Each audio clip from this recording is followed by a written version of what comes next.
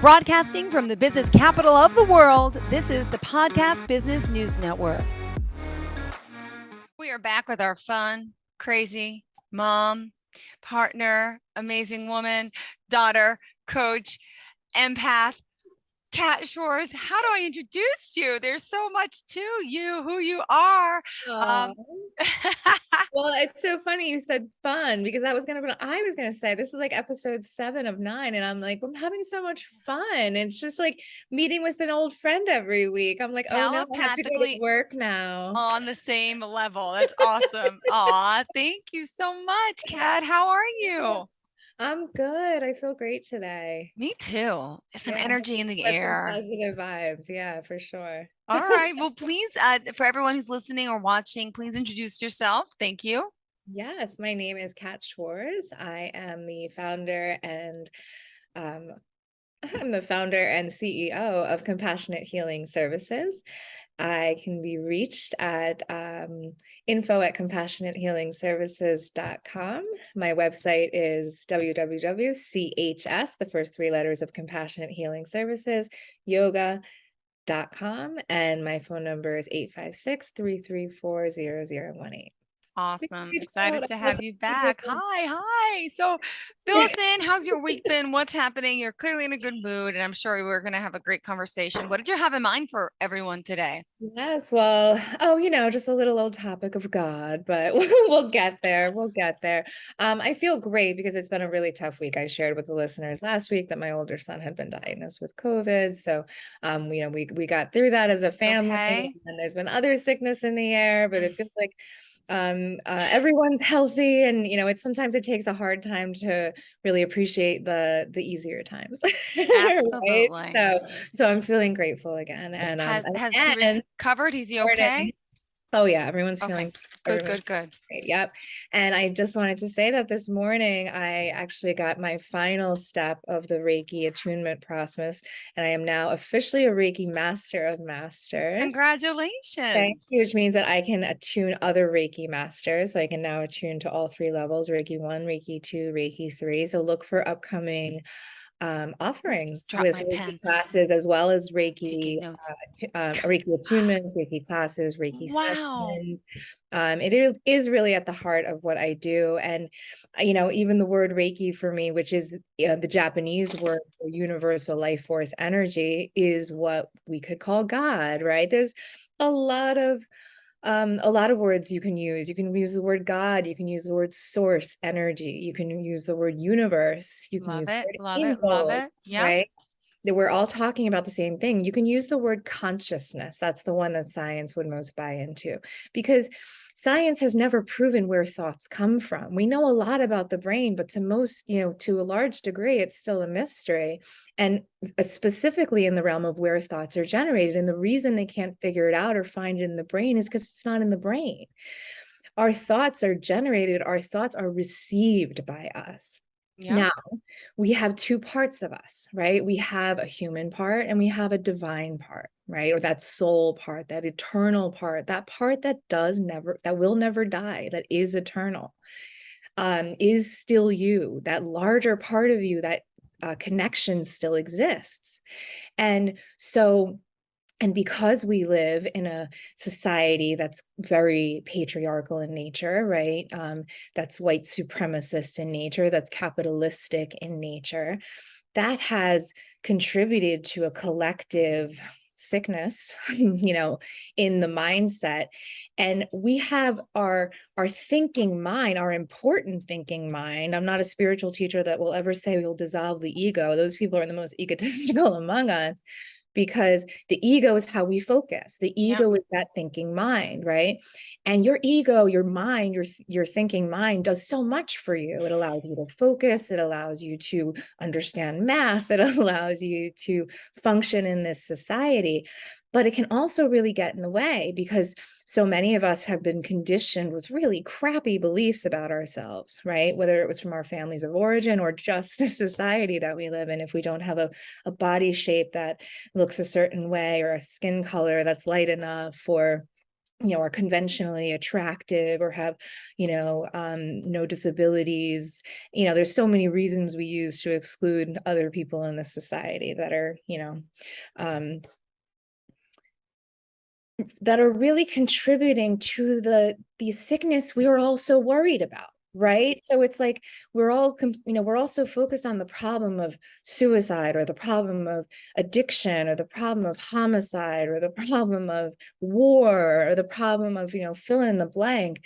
Um, and without focusing on how as individuals we're contributing to that with our own judgments. And what might seem small can actually be really, really big. And as a highly sensitive person, I'm gifted to feel just how the power of words, right? And how a word, when spoken in an abusive way, or in a way that just really dismisses or even actively gaslights me out of my inner knowing, Mm-hmm. the pain I feel in my own body, that's at the root of that complex PTSD we've been talking about.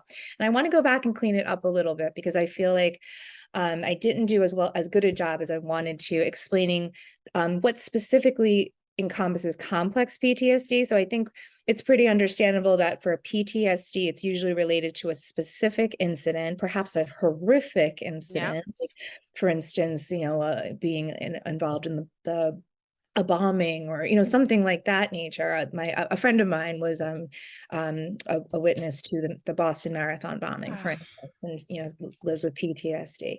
So and whereas complex PTSD is more rooted in those primary attachment relationships within the family, in which there was a lot of trauma and dysfunction. And I'm not even saying maliciously so, with intent. There can be that. There's very narcissistic parents out there, and, that cause horrible wounds, severe trauma, and then there's parents who are well-meaning, but had very chaotic or even Ugh. abusive situations of their own, and didn't have the support or the financial abilities as I do to have free time and to be able to raise my vibe, because I don't have to go to my second job for the day, kind of privileges that we don't necessarily think of if we're living them.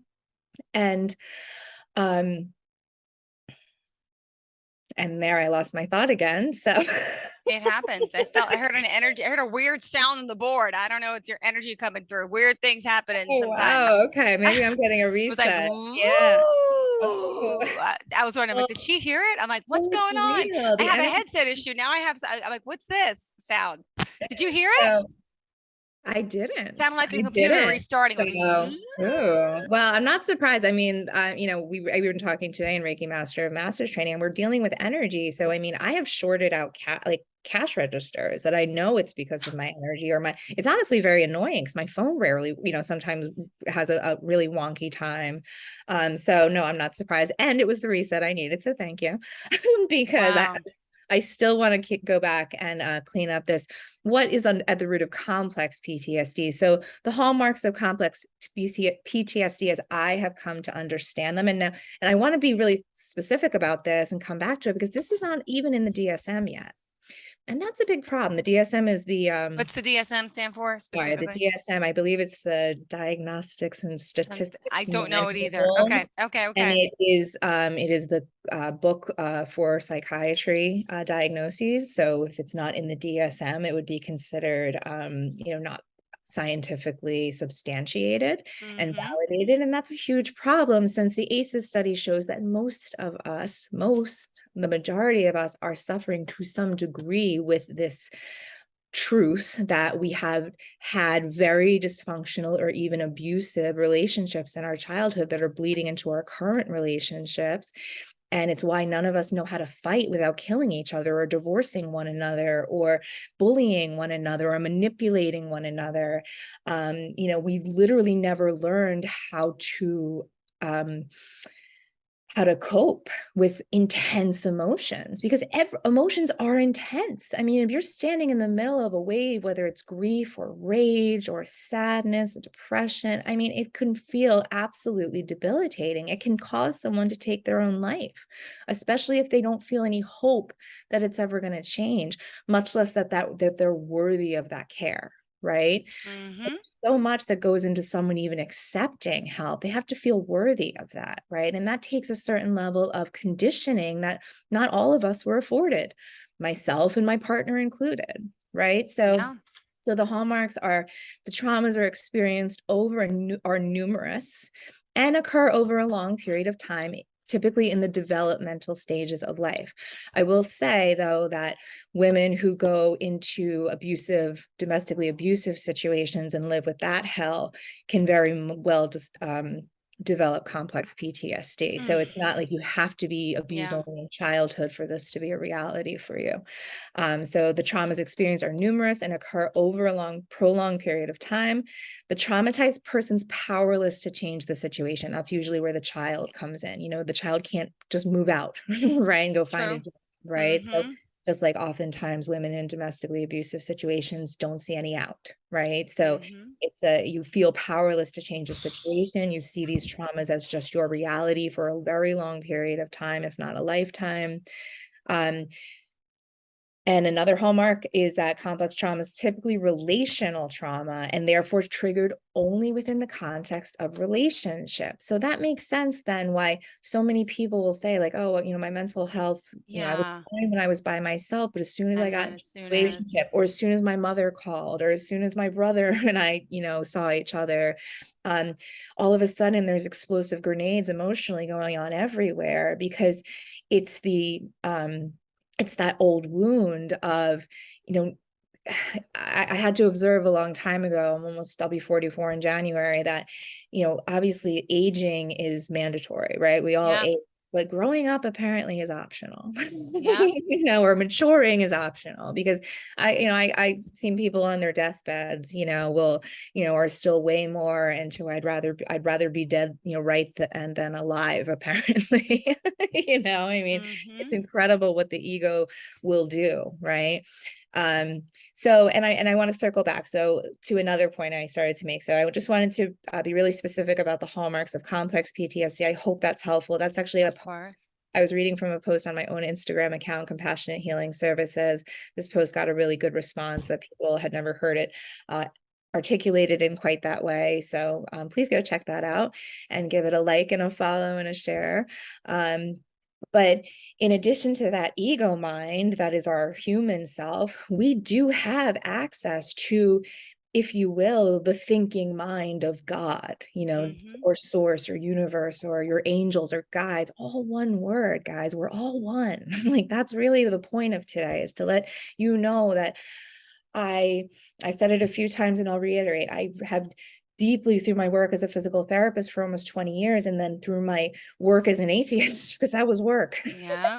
That was real work to really buy into this horrible idea that we were just these human bodies living these really hard lives. I mean, my dad overall was a very loving presence in my life. We had a great relationship, but from his own very difficult childhood, from his abusive father to his just, kind of poverty childhood in New York City, and being in unsafe streets, he would say, life sucks and then you die. It's like, thanks for the pep talk, Dad. Yeah. Mm-hmm. So, you know, so for those of us who grew up in those environments, and then, frankly, I turned away from the Catholic Church. I had been raised Catholic and I Yeah. had found peace within Catholicism. Now I'll say that differently. I found alignments at times in Catholicism that is alignment with the energy that's really me, the energy of my soul, the energy of the love, the unconditional love within me. And I would sometimes find that in church. And otherwise, I mean, church and school were kind of my two most safe places, right? Home was not so safe for me, at least not emotionally. So I did really believe. I believed in the Catholic version of God, and I followed the rules. And I went to Catholic school through 12th grade, and all girls Catholic high school through 12th grade. And I felt I had a relationship with God, and And then I even started going, I went to church even after I moved away from my parents' home, in college. One of my floor mates and I would go to church on Sundays, and it was a part of my life for 21 years. And then my dad got cancer, and he died of lung cancer when I was 21. And we prayed really, really hard. And, you know, and he was very, very faithful. I mean, even when he accepted that Oh, he was going to pass from his cancer, he was like, "What are you guys worried about? I'm going to heaven." Like, yeah. so, we were much more torn up about it than he was, right? So at the time when, in my view, my immature, now I see it as more from a more mature standpoint, but from that time in my life when I was 21 till 38, when it had to smack me in the face for me to see it again, um, Mm. I really was angry that our prayers hadn't worked, and kind of my one friend in the house had left me, Yep.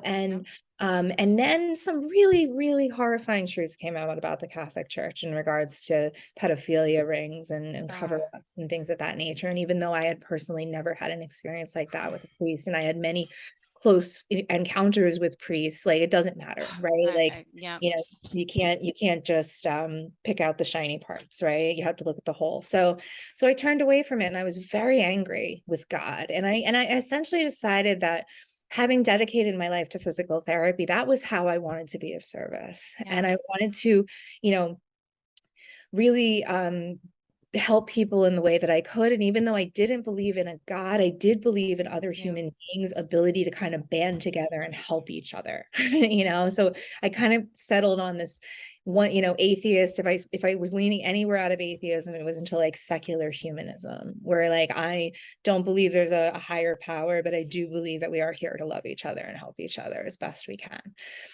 So, and I lived there for about 18 years. And my stance with my brother, who's born again, and my mom, who's still Catholic, was, if any God is going to judge me for the life that I'm living, when I'm really just doing the best I can every day, Yeah. just so I don't step into a church every Sunday, that's like Yeah.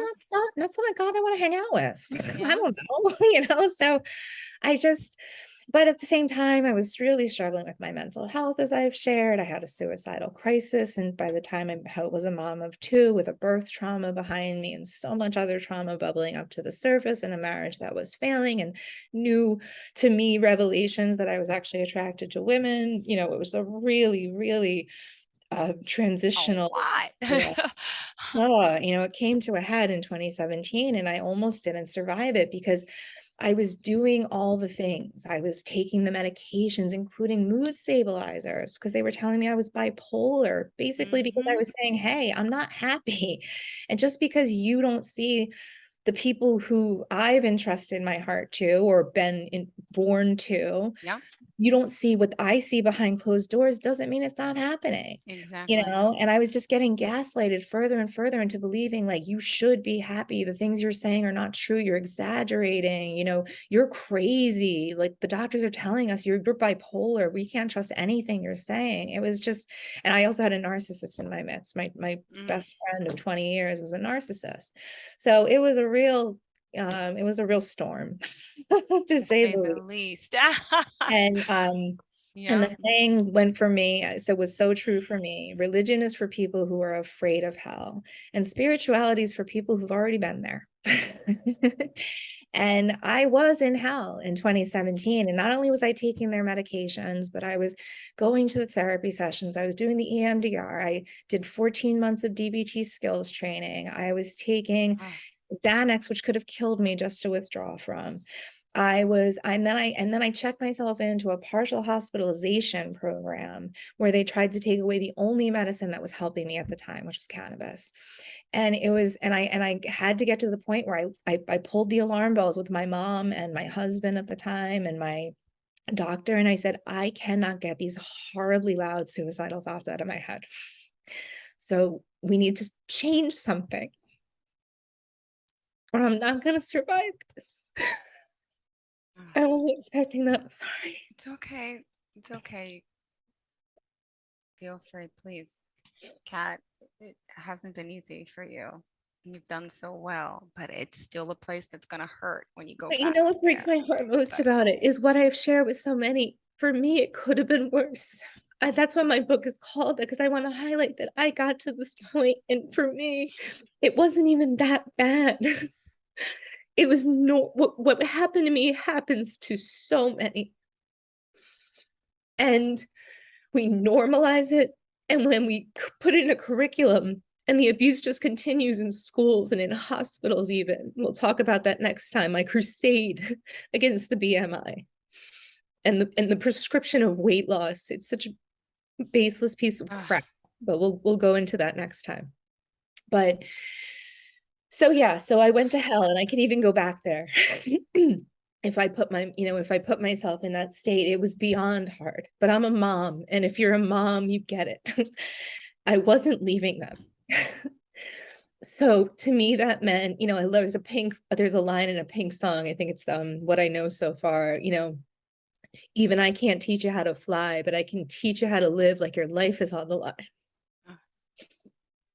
And it took me embracing something totally wacky, like Reiki and yoga and meditation and essential oils and crystals and prayer and energy protection, which literally, as an empath, I couldn't believe the difference in my anxiety when I learned to simply ask for my guides to place a sphere of protective light around me as I breathe deeply, connecting myself to the energy of my head, of divine energy, and to the earth, and instantly felt a difference in my anxiety. Right. Yeah. So, these are things that people should know and can be completely accessible.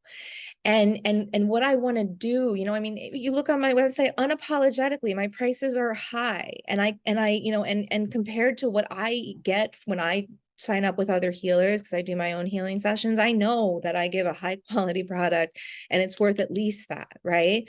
But that's not to say that I don't see the need of the indigent, right? Those don't share the privilege to even, be able to afford a Reiki session from me personally. So what I want to place underneath me is a network, preferably free, an app of some sort. And, not everyone has phones, so we got to address that part too, right? But where these teachings are accessible.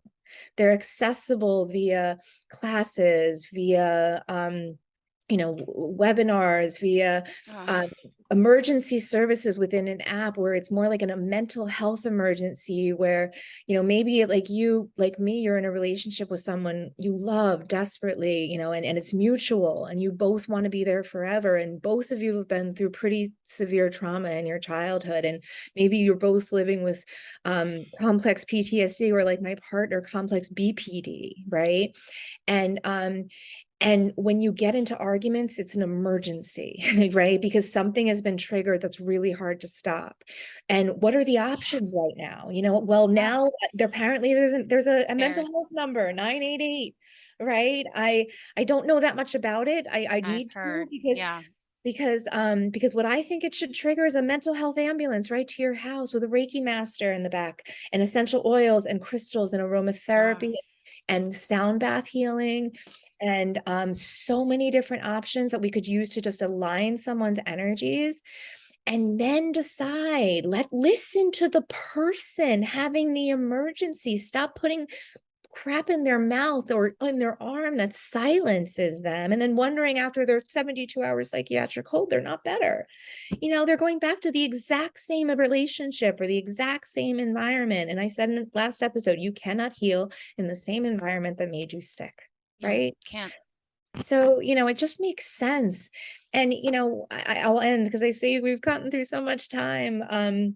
Time flies when you're having fun, right?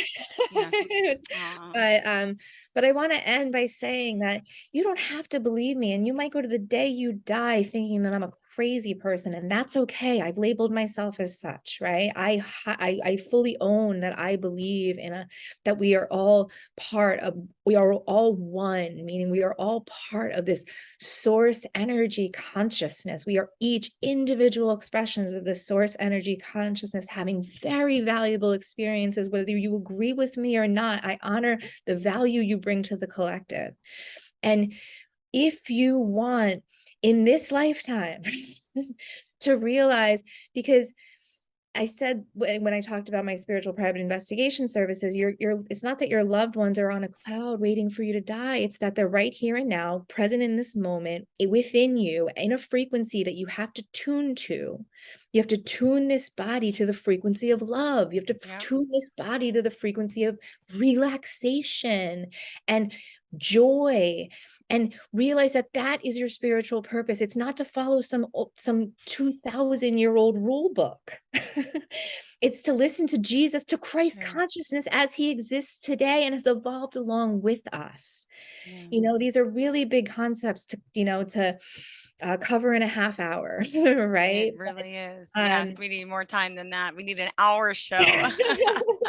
But when it comes to mental health, right, we have to stop ignoring the reality of trauma. And I even heard Dr. Gabor Mate, I hope I'm saying that right. He's a very well-renowned mental health professional from Canada. Just was saying this morning how ridiculous it is that he didn't receive one iota of trauma training in his medical, training, and how that just needs to change. I mean, there's just so much evidence to support why that needs to change. So, we can ignore the truth, but the truth, for me, truth, God, and love are the same word. And the truth is we are at our soul, at our soul level, this same energy. So it's time to stop fighting one another and judging one another. And it's time to start helping one another and loving one another and listening to the voices we've been silencing, especially those of the women and the marginalized and the Black. Absolutely. And the fat, we'll talk all about that next week. I call myself a fat activist, and it's a weird thing because I live with thin privilege, but it's because I see them as the most, it's the demographic that is currently the stigma, the discrimination of this demographic protected by law at this point. So big topic for next week too. All right. Sounds good. Tell us how we can reach out to you. Sure.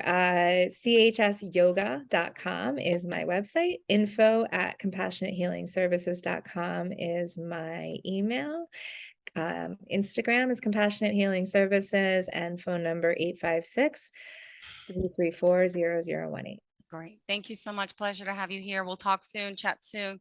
Are you looking for even more of the podcasts and hosts that you love? The Podcast Business News Network is proud to announce that you now have even more ways to listen live. Check out the MyTuner Radio, online radio box, and Simple Radio apps on iOS and Android, or find us online. Search for Business News Network on mytuner-radio.com, or search Podcast Business News Network on streama.com and onlineradiobox.com/US. Take your podcast on the go and don't miss a minute of the action.